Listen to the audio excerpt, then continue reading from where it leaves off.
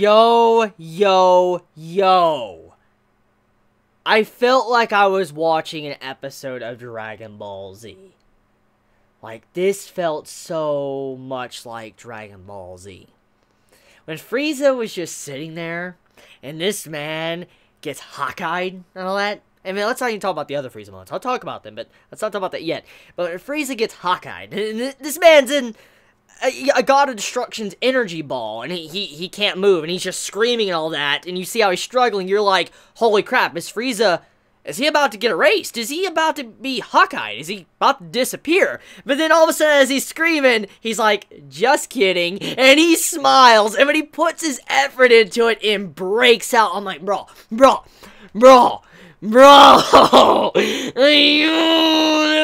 my god, like, okay, that was hype. Just seeing Frieza sitting there, overcoming something like that, just breaking out of it. But what made that even better was not just the music, but it was just how Frieza's voice actor delivered those lines. He's just sitting there screaming and all that like he's dying, and he's like, just kidding, and he breaks out. Yo, that was some quality. That was some straight quality stuff right there. That reminded me of a little bit of Team 4-Star humor, but it reminded me of just the stuff you would see in Dragon Ball Z. And I'm gonna say right now, if you're one of those people that did not like Frieza coming back, I think you're gonna have to bite the bullet. You're probably going to have to admit that, yes, it might be because of marketing is why Frieza is back, because Frieza sells. It's just end of story right there. We know that. That's just a big thing. And at the end of the day, Toei Animation, they're a company and all that. They need to make money. So, it's understandable why Frieza would come back. It's the more popular choice out of other things. So, that's why. Regardless, though, the way Frieza came back and the way he's been delivering content, like how he's been acting these past couple episodes, has just been beautiful. Like this episode. Like, they went all in for Frieza. This man just straight up joking around. He's like, just kidding, breaks out of it, and as soon as he breaks out of it, and you just see him like just compress. He compresses the energy into a ball, and he just holds it.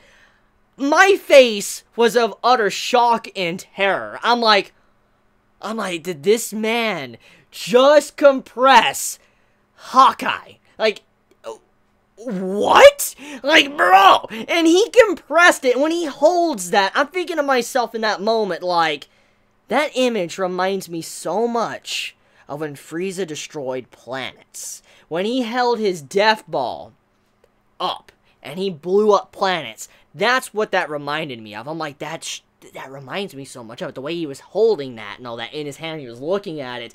Yes, he was breathing heavy, but this man, the way he held that and all that, I'm like, this man is very powerful. Like, holy crap. And then, I found it funny, very funny in a way, that this man, he could have kept that power locked up and used it as like a trump card in the future of like the tournament or whatever, but no, this man couldn't hold himself back. This man, soon as he got the actual power, he decided to use it against Goku. Like, this man straight up tried to kill Goku, like, rotting in there, like, bro, like, this episode of Dragon Ball Super just had me hyped up. Like, Frieza couldn't restrain himself. He just attacks Goku, puts him in, you know, the big God of Destruction energy ball, Hawkeye, and he's, like, stuck. And Frieza's like, why don't you get out of it? He's like, why don't you get out of it? And Goku's like struggling all that. Frieza's just like basically laughing because he's able to do what he wants while Goku's, you know, stuck. He can't get out of it at all. I felt that very funny. And now, I do want to point something out. It didn't look like Goku went Super Saiyan Blue or anything like that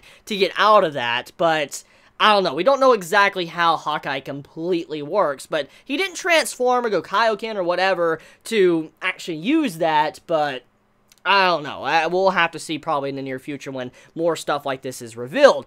Anyways, though, Frieza broke out of it, and oh my god, this man went on a killing spree. Like, this man went Fist of the North Star style, just poking people on the head, blowing them up. Like I was laughing. I was like, yo! Like, Frieza going in, he just finger poking everyone. He's like, boom, boom, boom, boom. And you just see these people, when they just get tapped by his finger, they just explode. You just see them, like, you know, contorting and all that, and they just explode. I'm like, Frieza's so evil. He's so evil, and I love it. I fucking love it. He has so much personality he just brings to the table, and I feel like this is why I really like him being back. And what I said earlier, all of those that said that they didn't like Frieza being back, you can't deny. Having Frieza back these past couple episodes have been pretty fucking enjoyable. Like, oh man, like, seeing this right here, Frieza just shooting people down with death beams, like, classy. Straight class. Just killing. Yes, they were grunts, they were fodder, but seeing this man just slaughtering people, not caring, and how he was just doing it, just shooting them one by one, and he was torturing people. Like, this man, he shot this dude. Like, he's like, okay, give me some information, and when he shoots the dude, and the man's like, I can't, and when he shoots him a couple more times, he's like, okay, I'll tell you, and he's like, no, be quiet. I actually want you to be quiet. I want to kind of enjoy this a bit. I'm like, ew, that's so evil. Like, that's so evil. This man's gonna tell you what you want, but then you straight up kill the man. Like, Frieza is so evil. He has so much personality that it just made these episodes, these recent episodes, so good. Like, this one, just seeing what he was doing, I was like, oh my god, like, oh, I needed this. Like, I didn't realize it. It's kind of like this is Toei Animation's answer for some of the bad things that happened in the resurrection of Frieza's movie. I mean, the movie was good, so to speak. I enjoyed the movie. I even watched it recently. I enjoyed the resurrection of Frieza's movie. The arc in Dragon Ball Super was kind of meh. Like, it had its good moments, but it's kind of eh. And I felt like there could have been a lot more done with it. At the very least with the outcome. But I feel like that's what Toei Animation is trying to do. It's kind of like they're giving that proper Frieza build-up. They're actually allowing us to see Frieza being built up as a proper villain once again, and allow him to have that level of threat, and make it actually realistic. Seeing this man explain how he got so strong, it felt so right. It didn't feel rushed, it was perfectly paced, and it made so much sense. Let's think about what he did, okay? So, the man explains that he no longer has the issue with his stamina, running out of stamina while he is using Golden Frieza. Remember what was stated when he used this form, was that Golden Frieza, it's a strong form. It's actually, at that time in the movie, when that part began, he was stronger than Super Saiyan Blue Goku. He was. Goku even admitted Golden Frieza was stronger at that time. The only reason why Frieza lost was because he had a stamina issue. For instance, he just could not maintain that form for long. And so that is why he lost in the end. If he was able to maintain it without losing it and all that, he would have destroyed Goku and Vegeta like it was nothing. So that was his weakness. Now, obviously, since then, Goku has improved. He's gotten a lot stronger. So he's no longer at that level of Super Saiyan Blue he once was. Still, Frieza has changed as well. Instead of just overcoming his issue with the stamina loss, he has also improved in power with ki control. Now, think about one of the big aspects of Dragon Ball Super and what it's been about. It's been about ki control. That's the big thing about it. That's the big thing about Dragon Ball Super and what is bringing all these characters back that have been out of the series for so long. It's ki control. And Frieza had a lot of time to meditate in ki control. I mean, think about where he was. He was stuck in hell. And if you're seeing dancing fairies and stuff, you're gonna go insane if you don't concentrate on something. So, while Frieza was stuck in hell for what felt like eternity to him, so you gotta give or take that if it feels like eternity, that's probably a lot of time in Frieza's mind. This man straight up meditated the entire time and was thinking about how he could kill Goku. He's thinking on one thing, that aspect. And because of that, he was able to maintain and control himself. It was like ki control. And so it makes sense how he reached this new level, how he was able to obtain this new perfect Golden Frieza mode. So I do truly appreciate that. I appreciate Toei Animation acknowledging Frieza's weakness and bringing it up once again, but also Frieza admitting that and then correcting it and fixing how he no longer has that issue. But also, I also like how Frieza is kind of like probably somewhere near Goku's level, but it's still obvious that Goku is above Frieza because of the outcome at the final part of this episode, which I'm going to explain. So many might be quick to assume that Frieza is probably stronger than Goku, or at the same level. Many might think Frieza's stronger than Goku because Frieza broke out of, the Hawkeye blast. But we gotta remember, in that scene, well, the color effects could be throwing us off, but from what it appeared, it did seem like Goku transformed into Super Saiyan Blue, or used Super Saiyan Blue Kaioken to try to break out of it. So clearly, he didn't try fully to break out of it, from what we can clearly see. Now, like I said, we don't know the exact way Hawkeye completely works. I mean, maybe it stopped him from transforming or something. I have no idea. Or the color palette, because of the blast, he was Super Saiyan Blue. We just couldn't tell at all. Regardless, though, I don't feel like that's a good way to kind of judge the strength with Goku and Frieza. What we can really judge is the final part of the episode when Frieza and Goku go at each other. Obviously, Frieza's going in with one full straight punch to hit Goku, and it hit him so hard it did knock him out. However, Goku hit Frieza so hard to where he knocked out too, which it appeared that they were both at the same level, which is actually false, because Goku, he used Super Saiyan Blue, but he didn't use Kaioken Super Saiyan Blue. So that automatically lets us know that he's definitely above Frieza in that sense. Now, Kaioken has its, weaknesses and flaws, and so he can't maintain that for a long period of time, but still, Goku is still above Frieza to some extent. Now, there's something I do want to point out too, and the reason why Goku might not have revealed this form in the first place. Goku is someone that is cocky and wants someone to be at his level of strength. We've seen this time and time again. He wants to go to that level if his opponent pushes him to that level. And so, I probably think that the reason why Goku didn't use Kaioken is because he probably thought Frieza wasn't at that level where he needed that. But also, Goku might be hiding that aspect because it could be his trump card in the future of the tournament. For instance, Frieza could try some crusty shit, Goku could be aware of this, and Goku might need to use this to, completely make Frieza submit. So that could be a thing too as well. Maybe Goku is hiding that form because he doesn't want Frieza to be aware of it at all until the time is right. Now, with all that being said, let's talk about Frieza's scheming. So Frieza is scheming, which is very nice.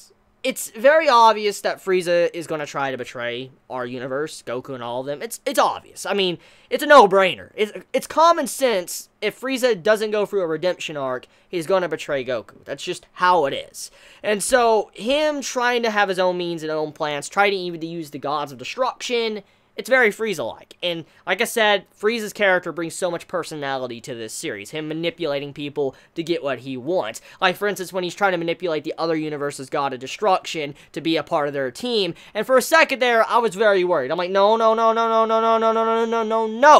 No, like, okay, like, I'm fine with Frieza and Goku fighting it out maybe at the future tournament, like this tournament that's coming up, and, Frieza and Goku being the final people part of the tournament probably fighting. I'd be fine with that. However, I do want to see Frieza and Goku on the same side for a little bit. I would like just to see the chemistry between these two characters on the same team until probably the final part of it. It would just be very interesting to see. Because if there's one thing that we have seen for these past couple episodes, is that Goku and Frieza, even though they're mortal enemies, they're nemesis to each other, I truly appreciate how they interact with each other. It's just so fun.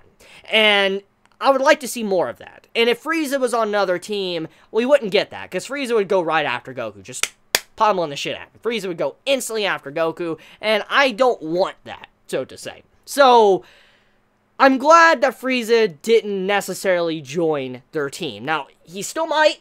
I hope not. I really hope not. But for now, it seems like it's okay. And most likely Beerus will step in and probably try to kill Frieza if he tries any crusty shit in the future. So, getting into the details though, I want to point out something that many might have overlooked. There was some obvious foreshadowing, which kind of got me hyped. Now, like I said, I could be looking too deep into this or whatever, but it felt like there was some foreshadowing for Frieza to potentially become a god of destruction. When the other universe that was trying to recruit Frieza and all that, basically they stated that the Supreme Kai of that universe is like, Frieza's more of a god of destruction than you are. And I felt like that was implying that Frieza might become a god of destruction in the near future, which would be pretty cool when you think about it. Frieza being the god of destruction makes sense. It does. I mean, he's someone that destroys so many planets and stuff. What's to say he might be a good god of destruction? Who fucking knows? I mean, he might. I have no idea. I mean, he might. I mean, Frieza is technically a businessman. I mean, look what he was doing in the Namek Saga and stuff. Who knows? Maybe he could be a good god of destruction. So, I wonder if that's being implied there. If that's hyping us up for a potential arc to where Frieza will become the god of destruction. Or maybe a tournament to become the next gods of destruction. Goku, Frieza, and all that trying to become gods of destruction. That sounds pretty hype. That really does. So, another thing, too, I want to mention is the power level of the God of Destruction that, gave that fodder character the Hawkeye ability. So, many might think that Frieza's stronger than that universe's God of Destruction, but that definitely is not the case here. Many probably didn't realize that the God of Destruction, when he gave the person that Hawkeye, energy, it was a small portion. It was very small. And it clearly showed that he didn't really care much about how it was. For instance, it didn't affect him. He didn't seem like he was exhausted. It was like he just gave him, just a tiny little percentage of what he's really capable of. And it was that devastating to Golden Frieza and Goku. So, that really shows the level of the Gods of Destruction. How far they are above our characters. But what really emphasizes how strong the Gods of Destruction are is when Beerus comes in and just blows away the Hawkeye like it is nothing. When he comes in and just blows it away, blows it away, it shows that Beerus is at such a level that Goku and Frieza cannot even match his strength, Beerus' strength. He is just that strong. So that made me very happy to see.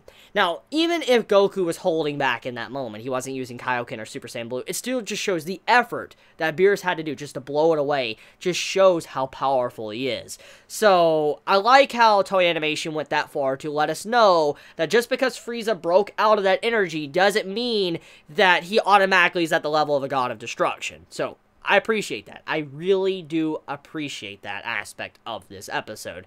So with that, that's basically it of this episode of Dragon Ball Super. It was a great episode. Love the Frieza content. It was great stuff seeing him just interact with the different characters and stuff. So yeah, I'm ready for next week. Let me know your thoughts in the comments below. And also, was that a fucking Yardrat in the preview for next week's episode? I wanted to mention that earlier, but was that a fucking Yardrat? I think that's their name. Yardrat?